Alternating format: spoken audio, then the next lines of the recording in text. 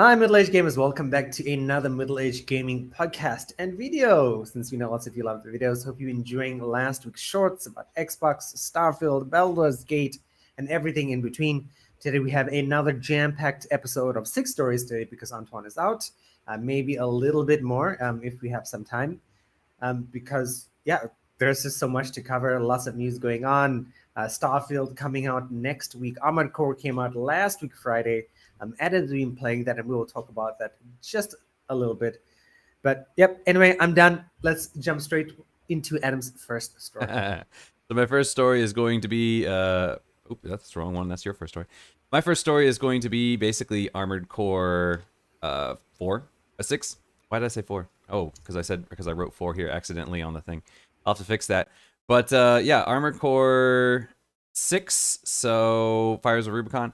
And basically screwed up. Hang on. Give me a second here. I gotta get all the studio mode stuff worked out. Okay. All right. Starting again. All right, so I'm going to be talking about Armored Core 6 Fires of Rubicon.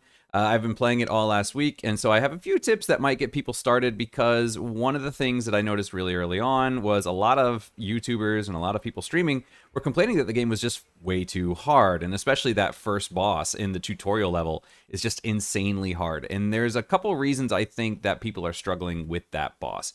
First of all, I think one of the problems is that if you are a person like me who is used to the older Armored Core games, this boss, you do not handle him in much the same way that you would fight other bosses. And actually, people who are new to the game, I've seen lots of people commenting that the level layout kind of implies that you're supposed to play a certain way, which is very similar to how you would have played in the older games. So, for an older player, it seems really intuitive. This is how I should play. And that's, in fact, not how you should play at all. So the thing is that you're fighting this giant helicopter thing, and the idea is that in a traditional Armored Core game, what you might do is you might duck behind cover when it fires missiles. You might, you pop out, you take some pot shots at it, you duck behind cover again, wait for your, missiles to get ready, you jump out, you lock, you fire again, and you kind of whittle it down that way.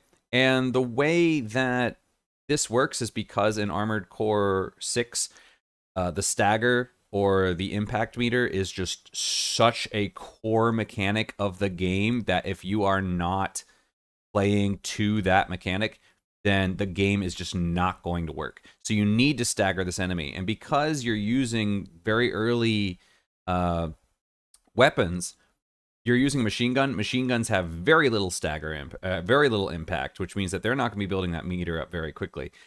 You have missiles. The missiles, again, also are not going to be building up that meter very quickly. They're more for damage once the meter is gone. The weapon that's going to be doing the most to the stagger meter is actually your laser sword, your melee weapon, which means that you are supposed to get into the face of this helicopter, jump into the air, and slash it with your sword, and that's how you're supposed to bring it down. So that is supposed to be your primary way of getting it. And that's very counterintuitive if you're somebody who played the older games, and very counterintuitive based on the level design, because you do have kind of these little buildings that you can hide behind.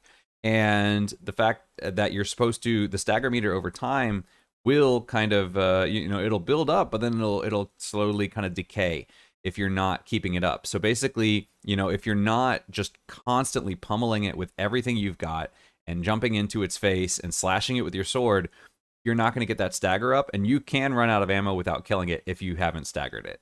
So because of that, a lot of people were really struggling with it because it is not counterintuitive for it. And in fact, that is kind of, I'm enjoying the game, I will say that, but I will be saying that actually the boss fights to me are the low points of the game. The parts of the game that I enjoy the most are the missions, and I enjoy fighting other ACs. I enjoy the arena. I'm really liking the arena. To me, feels the most classical Armored Core. The missions that are not super boss heavy at the end, maybe you'll fight like a regular MT, or maybe you'll fight an AC. Those feel the most classic Armored Core to me. These bigger boss fights don't feel classic Armored Core to me because a lot of them are built around this stagger meter and, in a sense, do feel a bit gimmicky because of that. So if you want to be successful in Armor Core, what you do need to be doing is you do need to be focusing on that stagger meter. And the best way to do that are melee weapons and explosive weapons. So what you're going to want to be doing is focusing mostly on those. You might want to bring in a chain gun, like a Gatling gun in there, because a Gatling gun is going to be doing consistent damage, which means that the stagger meter is not going to be decaying between your grenade shots. So if you fire your grenade, you're going to build a lot of stagger on it, but then you have to wait for your grenade launcher to reload. That's going to give the stagger meter some time to kind of decay down, so that when you hit it with your second volley, it doesn't quite put it over the edge. Something like a chain gun that can deal consistent damage can keep the stagger meter level because it's not decaying, because it is consistently getting the stagger up. So then, having something like that. So what a lot of people are building are they're building for melee. You got your swords. You've got your pile driver, does a ton of damage. You got your grenade launchers are pretty much, if you look online, you'll see a lot of the builds are going to be using the Songbird, which is a dual grenade launcher. It fires 2 grenades at a time. And a lot of people are using shotguns, because shotguns actually do a lot of stagger damage as well. But the other thing too is that, whereas in other Armored Cores, you could kind of build a mech that's designed for close up, or you could build a mech that's designed for further away. In Armored Core 6, you're going to see most people are going to be sticking to the enemies like glue, and that's for a couple of reasons. One of them is because melee is so important when it comes to staggering your enemies. The other reason is because weapons like, say, grenade launchers, the grenades are not, they have travel time, and the enemy will likely dodge them unless you're really, really close. The closer you are, the shorter the distance, the shorter the travel time, the less likely you are to miss. So you're going to be noticing that there is going to be a lot of in-your-face fighting in this game, which to me does feel like an influence from the Souls games. And because of that, I do feel like there is a video online. If you want to watch a review, you can watch the review of Above Average Gaming. I don't think he's a huge YouTube guy, but if you watch the Above Average Gaming review of Armor Core, it mimics my feelings exactly, and the issues that he has with the game, where he says, like, this doesn't feel like classic Armored Core. This feels like a fusion between Armored Core and, say, Sekiro. That is exactly it for me. So for somebody who is looking for that classic Armored Core feel, it scratches the itch, but it's not 100% there. So, yeah. I've got a question, right? And as you were saying this, sort of talking about the staggering mechanic, I'm like, oh my God, that's kind of terrible, right? It's like there's less build diversity in Armored Core 6 than they were in previous games, I guess, from what I'm hearing. Yes and no. So in the sense that it's this is why some people like it, and this is why some people like me really don't like it. Or I shouldn't say don't like it, but this is why some people really love the game, and this is why some people like me have this issue with the game. So it does mean, so in traditionally in an Armored Core, it was you build your mech. Your mech is an extension of you. It's your style. If you want to build a mech for guerrilla fighting, you can build a mech for that. A speedy mech that gets in and out of cover and takes pot shots, and you could build like a sniper rifle. I haven't found any super long range weapons yet. If you want to build a really heavy mech that just kind of like walks in and tanks everything and just, mows the enemy down that way, that's a perfectly viable build as well. If you want to build kind of a medium mech that kind of, is able to tank a little bit, but, is going to be kind of dodgy for the bosses and be able to tank the small guys, that's a perfectly viable build. And if you can't do that in this one like you could in the other one. In the older games, it was find a mech that, find a style that works for you, build a mech into that style. You might want to build some extra mechs for certain missions, because not every mech is going to work in every mission. For example, if you build a lightweight mech, that might be excellent for some of the missions, but it might not be so good for the bosses, because the bosses are just going to be able to tank it and you're not going to be doing enough damage.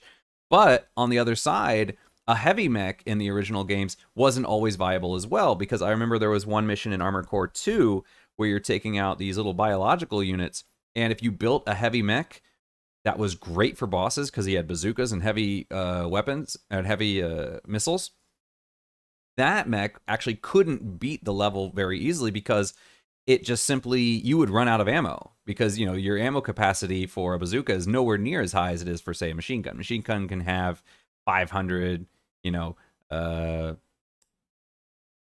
and and a bazooka might only have 30, right? So if against a boss, that's going to be perfectly fine because you're doing tons of damage. You're pound for pound, the damage is higher on the heavier mech, but you have fewer shots to do it in. And when you're fighting a bunch of smaller enemies, if you're doing 500 damage to an enemy with only 5 life, you're definitely going to kill it, but you're not going to be able to kill 100 enemies because you just don't have 100 rounds.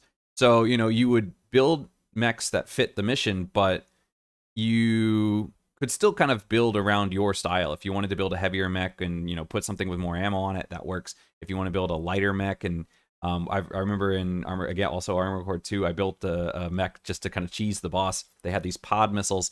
You would fire out this pod, it would go out a ways, it would stop, and then it would just fire missiles out the top and bottom, and it would shoot like 20 missiles out, and they would all just track onto the nearest enemies. So it was just kind of this, it was just this. It was an insane weapon, but you only had 4 shots with it. That was it. You only had four pods, and I built a mech that was super light, had just little pistols, and put that big weapon on it. And you could go up against the final boss, and if you could get up close to him enough and fire the pod directly into him, so the pod explodes on him with all the missiles inside, you could kill him in 2 or 3 shots. So a light mech could work in that situation. But now with the stagger meter being the way it is, something like that is no longer viable. It doesn't work. You have to find a way to get the enemy into stagger. And they do have certain enemies that are susceptible to, say, explosive damage, pulse damage, energy damage, kinetic damage. And so you do have to take that into account. So in a way, some people like this because it's built more like a puzzle where you read the enemy, you figure out what do I need to defeat this enemy, and then you build a mech that's designed to defeat that enemy. And some people really like that aspect of it, and other people don't like that aspect of it because they feel like, well, the whole point of Armored Core was to build your own mech, and I'm not building my own mech. I'm building a mech that suits the situation, not I'm building a mech that fits my style of play. So it's that whole Souls Sekiro thing where it's, the whole, I won't say get good, but the whole you need to learn the enemy and adapt.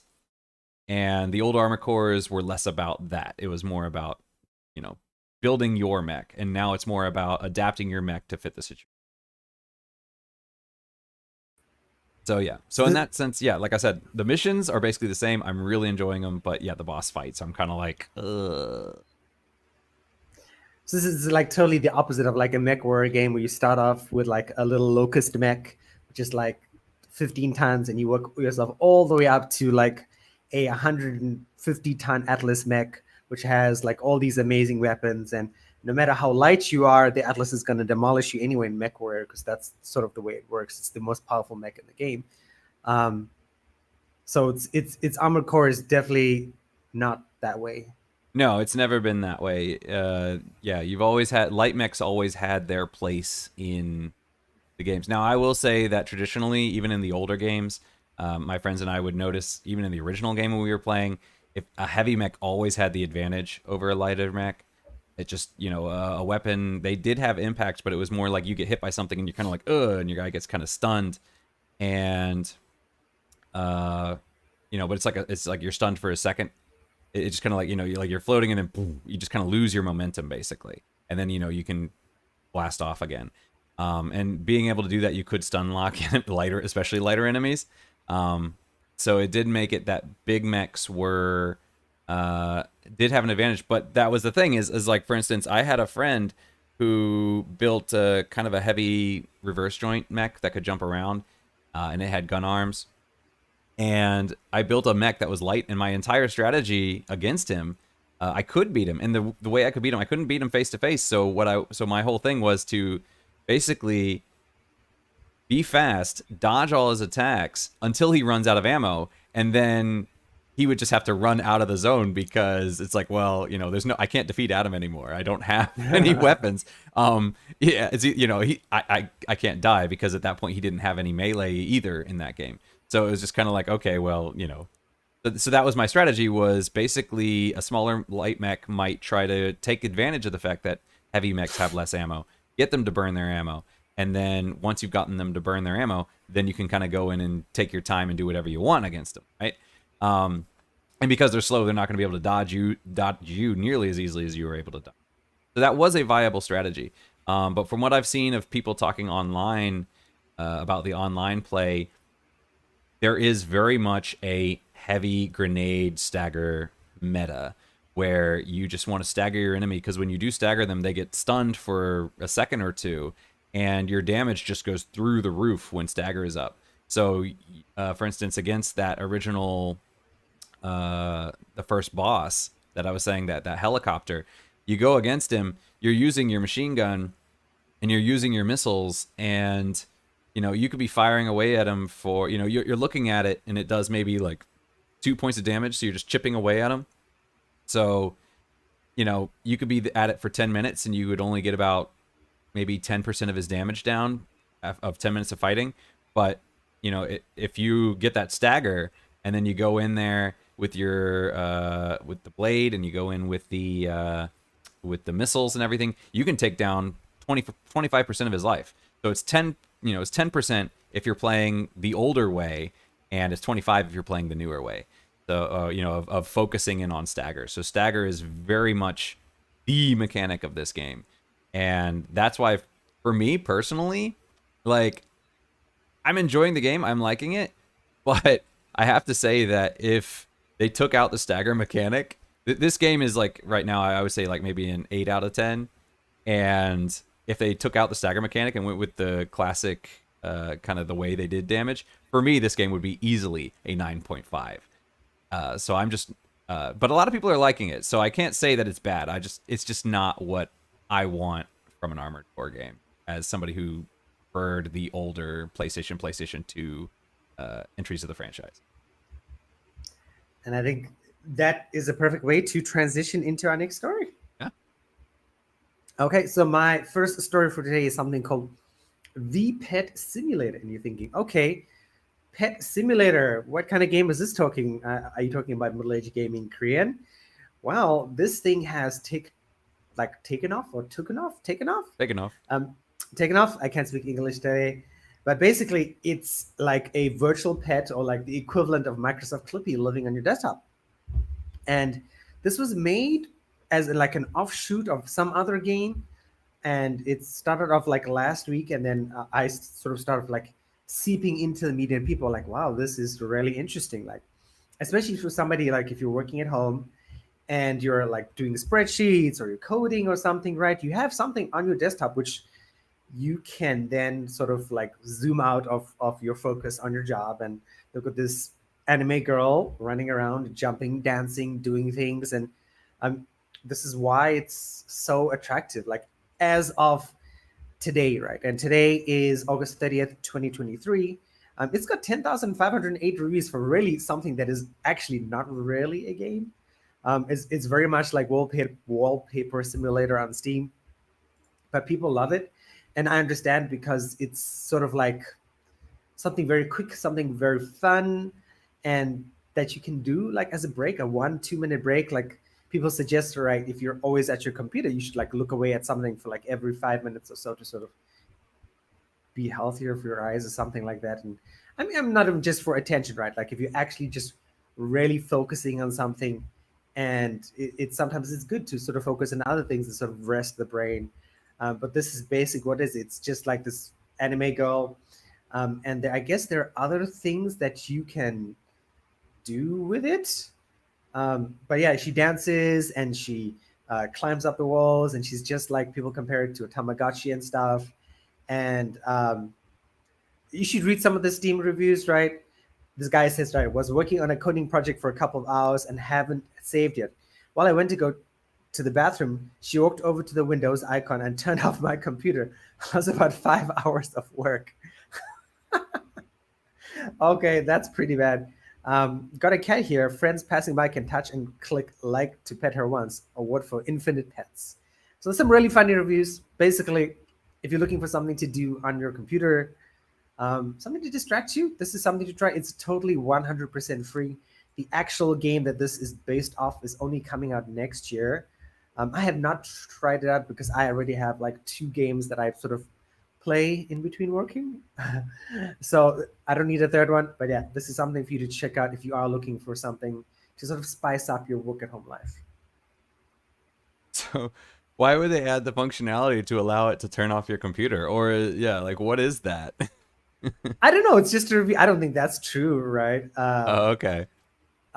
Like my gambling addict friend said, if I post a review on VPet Simulator and it gets 350 likes, 150 words, he will buy me a case of beer and some vodka. So I'm just gonna leave this here. Oh god, there's some terrible stuff here. I'm not gonna read that. So you guys just go have a look. It looks pretty fun. And yeah, It's just like a clippy thing? yeah. It's there are some videos on YouTube and stuff. It's just that, and it's tiny download. Is there? I haven't seen. I've seen. So this is like one bad review out of a whole bunch of reviews on Steam. Otherwise, everyone else is like good. Okay. Yeah. All right, Adam, your second story. All right, so my second story is going to be Sea of Stars, which came out August 29th, which was yesterday for me, and I guess it's today for a lot of people. So this is a kind of a classic retro RPG in the style of Chrono Trigger. So if you enjoyed those kind of old school RPGs, this is something to check out. Basically, I don't remember the name of this characters, but you're playing as this duo. Oh, it says right there, Valerie and Zale. Their names are right on the screen. So they're a duo. They have the powers of the sun and the moon, respectively, and those are used to solve some puzzles within the game.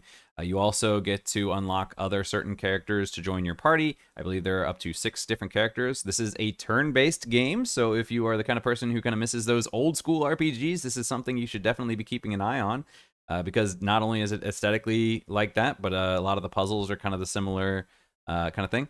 They do have a lot of mechanics in the fights where, you know, it's similar to Persona, where you can get things like interrupts and you can get things that are going to stagger enemies, or, you know, prevent them from attacking, you know, where they're building up for a big attack and you can kind of distract them or whatever.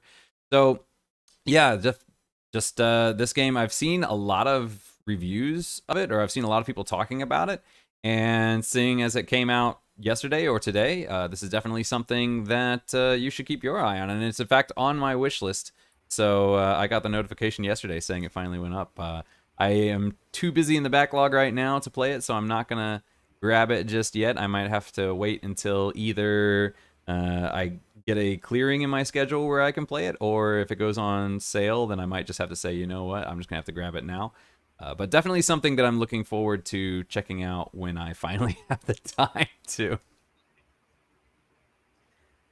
I know that feeling. Yeah, I saw this. I think the last few days, I think I saw like a video on YouTube as well, which popped up on the feed. It was like, this looks interesting. And is this available for PlayStation though? Because I know it's available on PC It's and available on Xbox. everything: PC, Switch, PlayStation, Xbox. Anywhere you want to play the game, you Okay. can play the game, unless, of course, you're, I don't know, running an old Nintendo DS or something. But any kind of modern gaming place you want to play it, you're going to be able to. Except for mobile. I Okay. don't think it's on mobile. Got it. Got it. Got it. And does this game have? Is this like one of those games with like Chrono Triggers with like a lot of history going back like 10, 15 years? Or is this sort of like a new franchise? This is a brand new franchise. Okay, got it. Okay. Yeah, no, it looked nice and interesting, but yeah, like this, my funnel for gaming has become so narrow. I'm like, no, looks cool. At some point, when I can actually do some damage to the backlog, then I'll probably look into games that I need to add to the backlog. But no, not at the moment for me. But yeah, nice. I think more games, better for people. Yeah. Yeah, and I think this is great because, yeah, I think it's definitely going to scratch the itch if you're the kind of person who wants those retro style RPGs. Yes. Cool. Okay, so I'm moving on to my second story, which is Zenless Zone Zero, which I believe Adam talked about at some point. Was it you Long or time Anton? ago. But yes, it was me. Okay, so it was Adam. Okay. So the reason I'm talking about this, right, is because apparently Gamescom Dame 3 was a thing that you guys were looking for information about online. I'm not sure why, particularly on day 3. I did see a couple of things, but nothing. Like I was like, okay, what happened on day 3 in Gamescom? And apparently, this to me was the only thing that caught my eye. out of everything else that was coming out in Gamescom. There was a bunch of horror games. So Adam might have liked that a bit more better than I did. But for me, this was the only thing that sort of stuck out. I'm like, okay, this is another game by MiHoYo on top of Honkai Star Rail, on top of Genshin Impact. So I'm like, these guys are going to be making. It's going to have a huge number of people working there at the moment to produce like three hundreds millions of player RPG games at the moment, right? Gotcha games, and it's just like that's incredible. So, but anyway, Zenless Zone Zero, go check out the old video as well. I think Adam spoke a lot about it in a previous podcast that we did. Basically, the thing that stuck out to me was the cool cotton graphics. The gameplay looks really, really nice. Go watch out the full Gamescom trailer. I think I did include it for Adam to sort of check out as well. So action-oriented combat, QTE combos. It's going to be very much like Genshin Impact, but with a comic book sort of style. So again, if you're a multiplayer, it's going to be mobile devices and PC. So that's going to be good as well. Hopefully, it'll have a 4K support and HDR and DLSS, and I mean everything else that we come sort of expect in 2023 for gaming. It's again, given the who it's coming from, I'm not going to be playing this personally because I have so many other games that I actually paid for that I want to play, right? And I do have a new phone, but like I exclusively play Marvel Snap on my mobile devices, like my iPad, like my phone. I definitely don't have time to play anything else, especially anything that requires large amounts of time. But no, this looks amazing, looks fun, looks really well done, looks, I would say, AAA mobile gaming as usual. So keep an eye out for this. It's not coming out this year, I don't believe, and it's coming out next year. But I'm sure there'll be uh, like an Android anyway. I'm still getting used to iOS as a mobile device, but where you can register early and you can start playing. So Android has like early access for people. I don't believe Apple has that, but so if you're on an Android device, I'm sure they're going to be early access testing this game because most game developers do that on Android these days anyway. But if you're excited about it, let us know down in the comments and let us know what details I missed about Zenless Zone Zero because I glossed over a lot of stuff. Yeah, no, I'm really looking forward to this one, mostly because seems gameplay wise seems very similar to what's that game? Dust Divers. It's that kind of brawling game. So for me, it seems like it's going to be that. So it does look very, very interesting to me. I'm not a fan of gacha games. That is something that's going to irritate me, especially when you're like, oh, I want to unlock this character, and it's like, nope, you just gotta buy loot box after loot box after loot box to see if you get it. But yeah, because then yeah, my problem with that is I don't mind shelling out $70 for a game. I know a lot of people don't like that, and a lot of people think it's too expensive, and they're like, I don't want to shell out $70 for a game. But then you get into these gacha games, and let me tell you, you're probably, if you added it up, I would say most people that are playing in the gacha games and actually getting into it in the long run probably do end up spending more than $70 on these games, and then justify it with like, well, I'm having fun, so it's okay. And I'm like, well, then why wasn't $70 okay in the first place? Just my old man ranting. But I am very looking forward to this game finally coming out. Although I will say that I was super hyped for it when I talked about it earlier, and it's just been so long. It's one of these games that, they talk about it years in advance, and then there's kind of a trickle of information that I would say my hype has kind of died down. And not because I'm just kind of less excited about it, but more of the stages of grief kind of thing where acceptance kind of, it really is. I feel like one of the problems is that we've been talking about games way too early, and I think this is a big Starfield has actually avoided this. They're kind of building up the hype again, which I think is really great. But I do think that a lot of games get announced way too early because you get really excited for these games, and then they don't release for a year, and they don't release for another 2 years. And I do feel that in a way you go through those stages of grief where you're like, I really want to play it, I really want to play it. It's not out yet. And then eventually you're just kind of like, well, it's not out. Okay, whatever. I've just kind of come to terms with it, and you've kind of mellowed yourself out on it. And then when it does come out, you're not as excited as you would have been if it had come out earlier because you've kind of mellowed on it, just because you've processed all those emotions. So I do feel that this one was announced way too early. But back to your question about, you wondered how many people they have. I looked it up. So apparently they are when they created the original Star was it Honkai Impact the Third. When they created it, it was a team of 7 people. So it was a 7-person company Wow. when they created the Honkai Impact the Third, and then within 2 years of that, they went from 7 to 200 people. But then when they did Genshin Impact, they had 150 people on the team for Genshin Impact. They underestimated the difficulty of creating the open world, so they started in 2017. By mid 2019, so within 2 years, they doubled. They went from 150 to 300 people, and then by within the next year they went up to 500, and then the year after that, by February 2021, they were up to 700 people. So this company has just been growing and growing and growing, and it's yeah, it's pretty big now.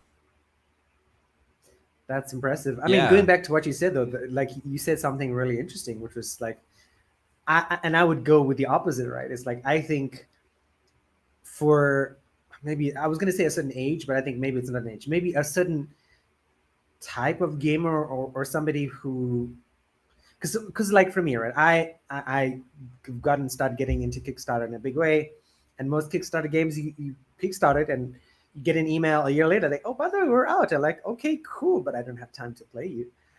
So I have like a Nintendo Kickstarter game that was like I'm super excited about, and it came out, and I'm like, yeah, I'm not playing my Switch now. I won't be playing it until I get into like a Switch mode. So I think if you're like, I wouldn't say busy, but just like you've got stuff to do, it doesn't matter how early a game is announced. Like, okay, cool, it's coming out. Or if you're in that sort of like Antoine thought process, like, okay, I'm not buying this game when it comes out on release, or I'm buying very few games when they come out on release. I'm just getting it on sale. Um, like Space Marine 2 is coming up in 2 months, and it's I will probably not play that because probably might be playing something else, multiplayer, and then this little Palia, and then this little V Rising that I'm playing, and that's it. I mean that's the sort of the downfall of having like multiplayer cooperative games is that like there is no, well, I don't have time to play single player, so I think there are people who are like, okay, this game is coming out, it's exciting. To summarize, basically, but at the end of the day, they've gotten to a point like me where I'm like, okay, it's exciting, great, but I'm not. If it comes out or it's delayed 2 years, it's not going to make or break me anymore. Yeah. Yeah, I've just Okay, noticed. I cool. don't know. Maybe that's my ADD talking, but yeah, I've just noticed that for me, I'm kind of like, yay, and then later on, it's like, if it takes 2 years, I'm like, oh yeah, I forgot about that game. Cool. And then that is definitely like realistic. Is that people will forget, and I can imagine myself in when I'm 43 saying, "Oh my God, I forgot to buy Starfield" or something like that. Unless something like, and I think it's just not even about gaming. And like in lots of businesses, like I have a really favorite restaurant that's down by Taoyuan, right? The FE21, right, around that side in Kaohsiung, where Adam and I live. And I always tell people, right, and I tell like restaurateurs and friends who run restaurants, I'm like, yeah, if you're not on Facebook reminding me, I'm not going to remember to order your food by Uber Eats or something, right? Because it's not on my feed, it's not on my Twitter, it's not on my Instagram. You're out of my brain, and I've forgotten about you. And then I think lots of games and businesses are like that, where if you're not constantly pushing out something to sort of remind people, yes, I exist in this realm of Kickstarter games and of Switch games, of PlayStation games, of people having 2, 3, 4 devices in their house, right? You're buried on the bottom of the pile under someone's dead dog memory. That's it. But yeah, with that happy thought, Adam, your third story. So my third story is going to be Front Mission 2 Remake, which unfortunately is only available for the Switch, which does disappoint me because I'm a Front Mission fan. And I enjoyed, I Tell us don't think what I ever Front played. Mission is. Oh, okay. Front Mission is a tactical RPG or TRPG or strategy RPG, SRPG. I interchangeably, but it is a one of those. Basically, you get a grid and you have your characters and you move around and you use their abilities. It's very similar to Final Fantasy Tactics or Disgaea or the upcoming Persona, was it Persona 5 Tactica? But the difference is that Front Mission is a mech game. So if you're a fan of Armored Core, you probably should check out Front Mission if you haven't heard about it. You might not enjoy it because the gameplay is very different, but the genre is very similar. Basically, you control something called a Vanzer, and I'm always mixing up the word Vanzer and Shrike depending on different situations. Because in the original game, in the original game, your main character Lloyd's Vanzer was named Shrike, and then later on they had the anime Blue Gender, and in the anime Blue Gender they have these mechs that look exactly like Vanzers, but they're called Shrikes. So I always mix up those two words and use them interchangeably. But yeah, you get these mechs and you can customize them. You can switch out some of the parts. You can switch the arms if you want. You can switch the weapons if you want. And then you can, yeah, you take them out, and it's a tactical game like XCOM, basically, with mechs. So that's the genre. It originally came out on the Super Nintendo. I believe the first game was on the Super Nintendo. Loved the first game. I don't think I ever played the second game. The third one, Armored Core, sorry, what did I call Armored Core? Front Mission 3 was on the PlayStation. Oh no, Front Mission 2 was on PlayStation as well. Front Mission 3 was on PlayStation. That was when they kind of went 3D. Played Front Mission 3. Loved it. I did not play some of the later ones. I do have Left Alive, which is in the Front Mission universe, but haven't gotten around to it due to the backlog. Also, I've heard it's pretty bad, but I don't care. I want to play it anyway. But this is a remake of Front Mission 2. It is now brought into the 3D era.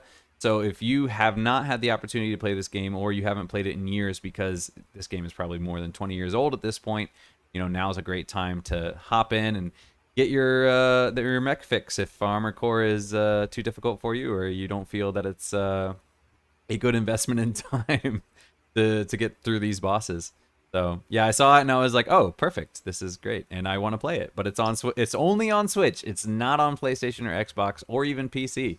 So yeah, unfortunately, I might have to pick up a Switch someday. Or if they come out with a Switch 2 and it's backwards compatible, that's going to solve a lot of problems for me.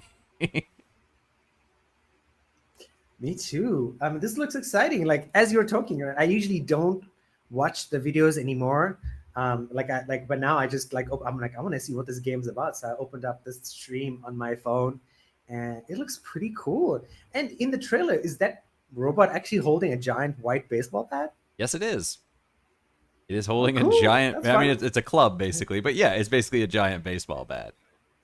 So Okay, yeah, nice. I'm not And sure which mechanics they have. I know which mechanics they had in, say, like the third game. You could actually get your little dude to get out of the mech and run around on the field, and sometimes you could even climb into other mechs. I think one of the things you could do is you could aim to damage the mech, or you could actually do pilot damage. And if you did pilot damage and took out the pilot, but the mech was still viable, you could actually get out of your mech and climb into the other one, uh, and then start using their mech, although it would still have damage on its own as well.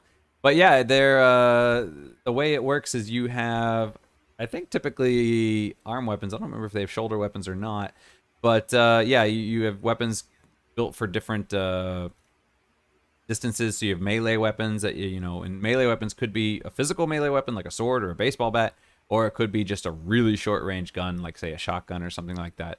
And then you get your really long range, usually missiles that'll fire from like a long range, or sniper rifles or that sort of thing. But it's very much, if you're the kind of person who enjoys games like XCOM, you'll probably enjoy Front Mission. a side question, right? Sort of like an expansive question.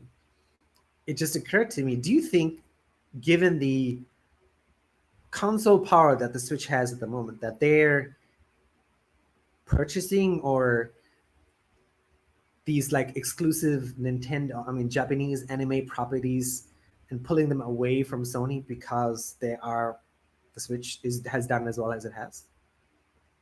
It's a possibility that they're doing that. I will say that I know a lot of times when a game is released for one console and not another, people automatically jump to the money hatting. I won't say excuse, but the money hatting that that they just assume that must be the case. I don't think it's as common as people say it is. If a game comes out and it's like, oh, it's exclusive and it's marketed as exclusive, and I think it's usually pretty obvious when people have paid for exclusivity. But I think a lot of the times it's the developer's choice, and I think in this case, because this, for example, Front Mission is the IP is owned by Square Enix, so this is obviously people are associating them with Final Fantasy and that sort of thing. And when Final Fantasy 16 came exclusive to PlayStation, a lot of people claimed, oh, PlayStation paid for exclusivity. This is money hatting. Uh, PlayStation never came out and said, this is a PlayStation exclusive because of this, or I don't think it was ever marketed as PlayStation exclusive either. I don't know, maybe. I mean, it was well known to be PlayStation exclusive. But yeah, I think in that case, when Square came out and they said, oh, we're doing this, they specifically kind of said, we wanted to work with PlayStation on this because we wanted to use that PlayStation SSD. It was built with that in mind, and that was part of the reason why they did it. I think in this case with Front Mission, again, I don't think Nintendo's paying for exclusivity. I think it's probably Square Enix making a decision saying, hey, this is kind of a more niche title. It's a remake of a niche title.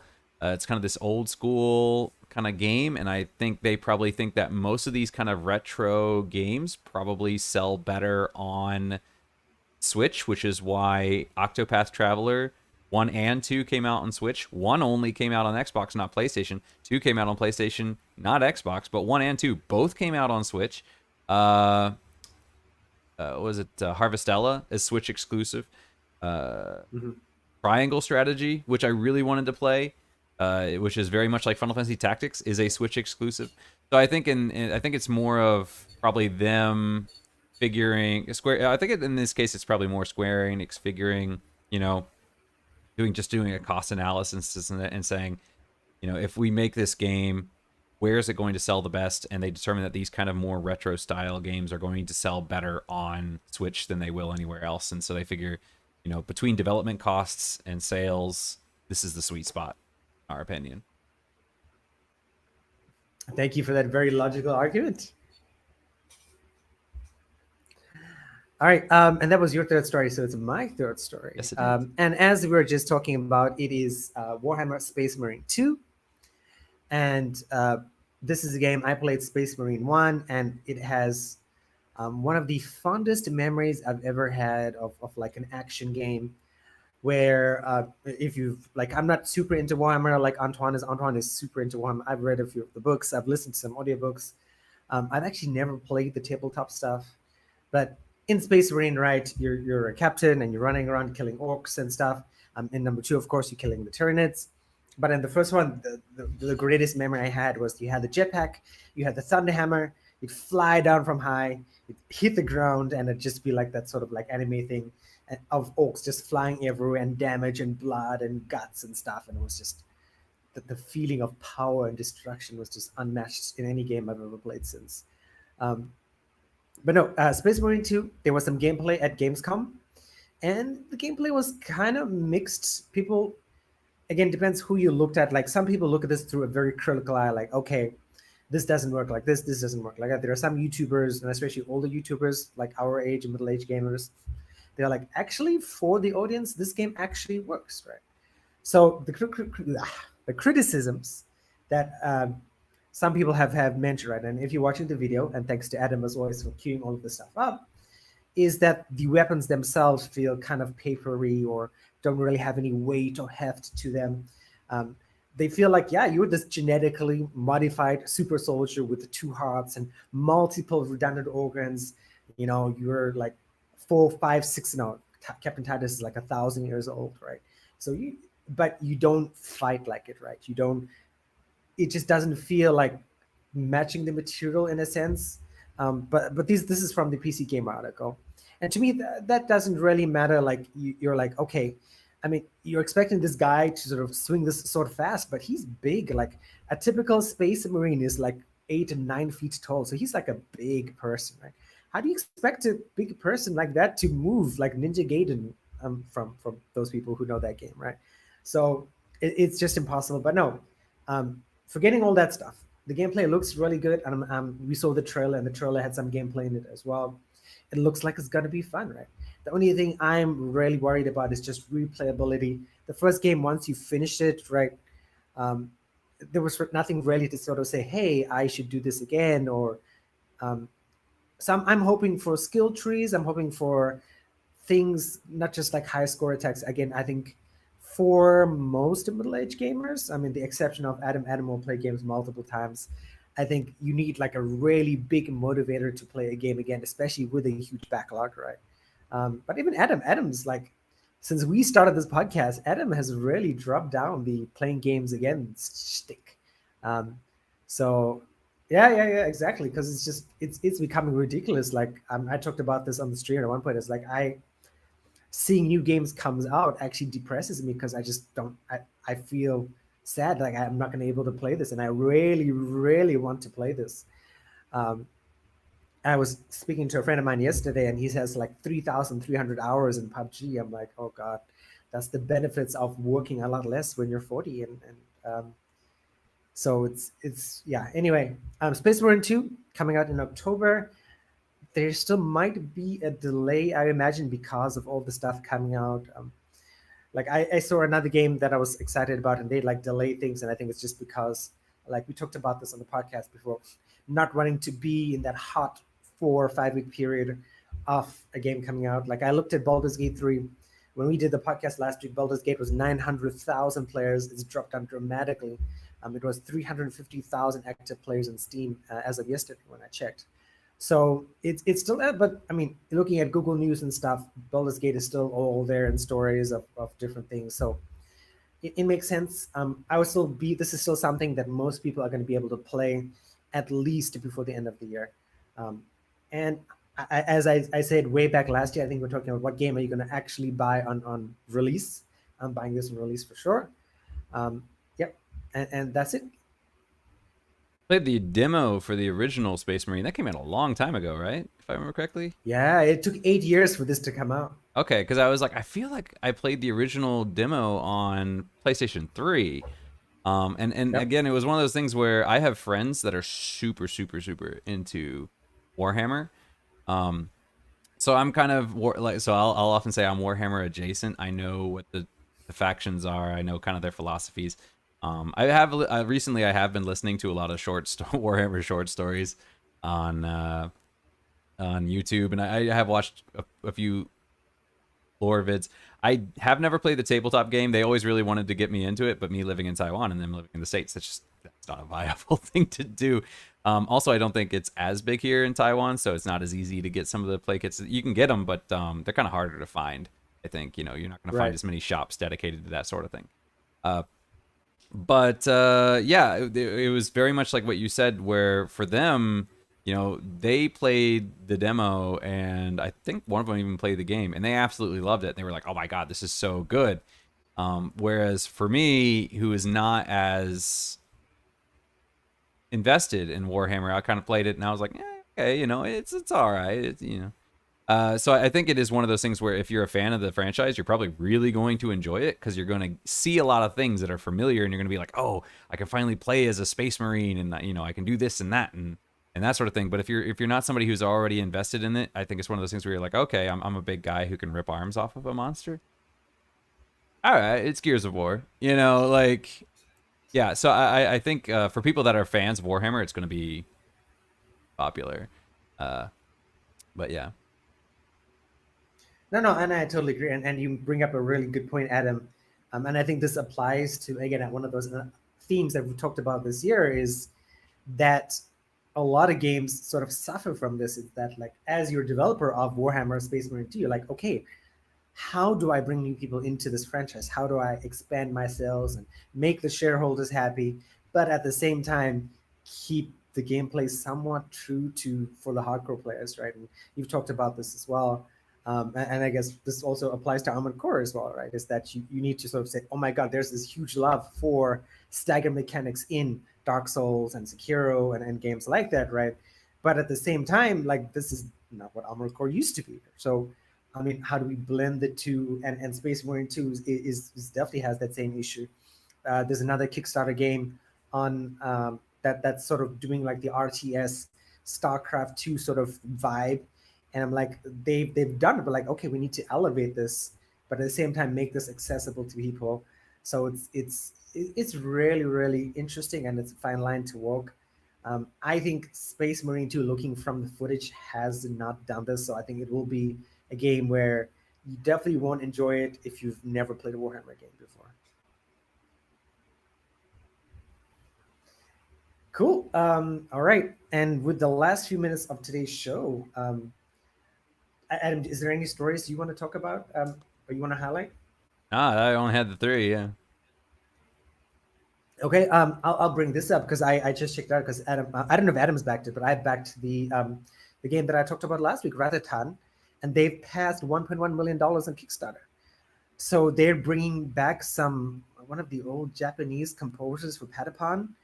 Um, there's a bunch of stuff. I'm sure Adam would know more about this because he has all this like lore stuff and history stuff all memorized in that gigantic brain. Um, but now they announced like with this $1.1 million, they're bringing this guy in and he's going to be composing stuff for music and things because it's really interesting. But I'm excited for them. $1.1 million for a rhythm game that. And when was the last Patapon game, if you can remember? It was on the PlayStation Vita, so it would have been a while ago. Okay, so a while ago. I So think it was like a actually technically a game that was PSP game. okay. So, yeah. I mean, I played it on the So Vita, but I think more it was than actually a 15 years PSP ago. game. Okay, yeah. So Yeah, so probably something like that. there you go, right? So $1.1 million for a 15-year-old franchise, that is impressive. And I mean, Adam, can you think of any other like hot rhythm games recently? I know we've seen students play them before over the last few years, but like in the Western Hemisphere, right? Guitar Hero become very niche, rock bands become very niche. So it's to me $1.1 million for this is impressive. Yeah, no, it is very impressive. So I looked it up. Patapon 3's release date was April 12th, 2011. So Also, that not that was long ago. Was it like 12 years ago? not that long ago, just 12 years. That's Well, two I was console thinking longer generations. because I So, was imagining like because I played my first Petapon in 2004 or 2003. yeah, yeah. But So yeah, yeah, but I think it is impressive. I got that same email. I did finally back them. I didn't read the whole email because it seemed like a lot of the things that they were talking about were for people who had, I guess, gotten the premium edition, whereas I was just the basic version, so it didn't really apply to me. But yeah, it is impressive that they got that much funding, and I'm wondering too how many of those people are old school Patapon fans who were like, "Yay!" or how many of them are people that were like, "Oh, this is cool. I never heard about this before, but I like the idea." So I'd be curious to see what the distribution is. yes, that will be interesting. And I think as since we both backed it, we'll be able to sort of follow the story and be in the Discord and check it out, and hopefully, perhaps even get early access and without too much of a serious NDA and talk about it at some point in future middle age gaming episodes, which would be awesome and fun. Um, cool. And yeah, I think that's about wraps it up. So, Adam, you just mentioned before the show, right, that your schedule has somewhat recovered, but I think not recovered back to like April 2023 levels.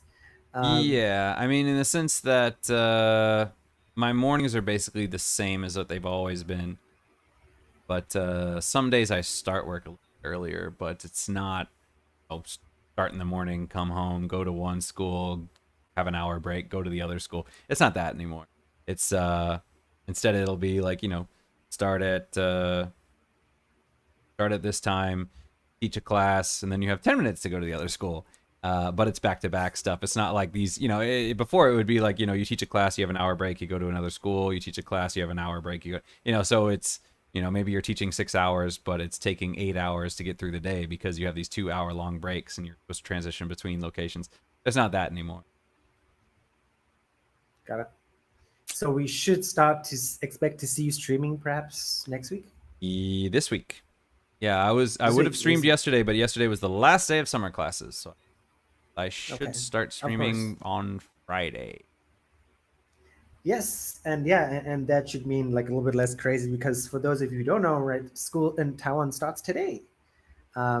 So the first day back of school, so that means a lot less craziness over here. Um, and hopefully you guys will get to see Adam at least when he's streaming, and I'll be streaming Thursday or Fridays. I'll apologize, I didn't stream last week Thursday because I was in Taipei, but I did stream on the Friday. So I will say going forward, you can expect me to stream Paleo for an hour, either Thursday or Friday during the week. I'm going to be aiming for Thursdays just to sort of keep the consistency going, so you guys know can watch the video later, because I do stream at an odd time in the afternoon, where if you're not living in Taiwan or you're not living in Europe, it's kind of hard to watch. And I know most of you guys do live in America, so yeah, please keep that in mind. And yeah, and I think next week we're probably not going to get Antoine on, so expect Adam and myself again. But we should see Antoine back in 2 weeks or so to sort of, hopefully at that point, highlight his experiences with Baldur's Gate 3 and Starfield as well. I Yes. think I don't know anyone who will be playing Starfield. My younger brother was going to do the Game Pass thing, but he decided against it.